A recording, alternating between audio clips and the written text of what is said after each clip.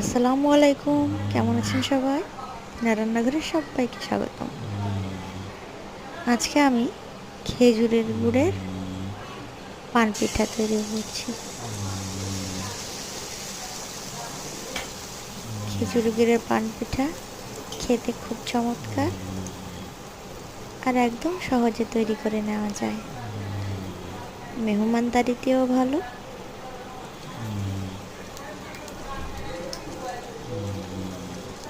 সবাইকে খেজুরের পিঠা খাওয়ার দাওয়াত রইল। এই পিঠাকে আমরা খুলনাতে পান পিঠা বলি। সবাই দাওয়াত রইল। অনেক ভালো থাকবেন।